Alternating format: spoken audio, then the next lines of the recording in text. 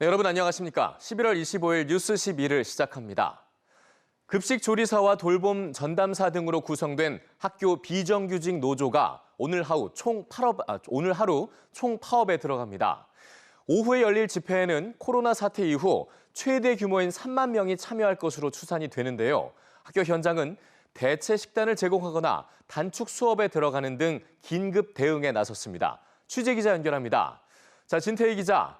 비정규직 노동자들이 대거 파업에 들어간 만큼 이 파장이 만만치 않을 것으로 예상이 되는데 학교 현장 어떻게 대응하고 있습니까? 네, 저는 지금 서울 한 중학교 앞에 나와 있습니다. 가장 어려운 문제는 급식이었는데요. 이 학교는 조리사 6명 가운데 4명이 파업에 들어갔기 때문입니다. 학교에선 샌드위치와 과일 등으로 마련된 대체식을 제공했습니다. 한 교시당 수업 시간도 5분씩 줄여서 점심시간과 하교 시간을 모두 15분씩 앞당기기로 했습니다.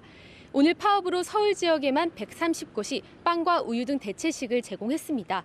일부 초등학교에선 돌봄교실에 교직원을 투입하거나 운영 시간을 축소했습니다. 특히 서울에선 전체 학교에 교육 공무직 2만 4천여 명이 근무하다 보니 파업에 따른 공백이 불가피한 상황인데요.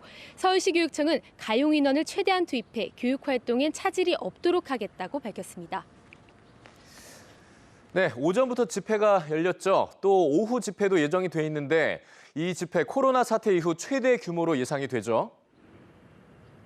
네, 오늘 학교 비정규직 연대 회의는 오전 10시부터 1시간 동안 서울시 교육청 앞에서 집회를 열었는데요.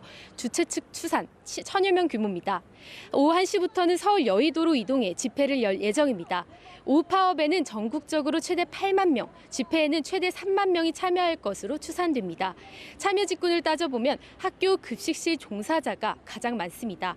6개 교육청에서 최소 1,600여 명이 폐암 의심 등 이상 소견을 보일 만큼 노동 여건이 열악한 상황을 지적하고 있는데요.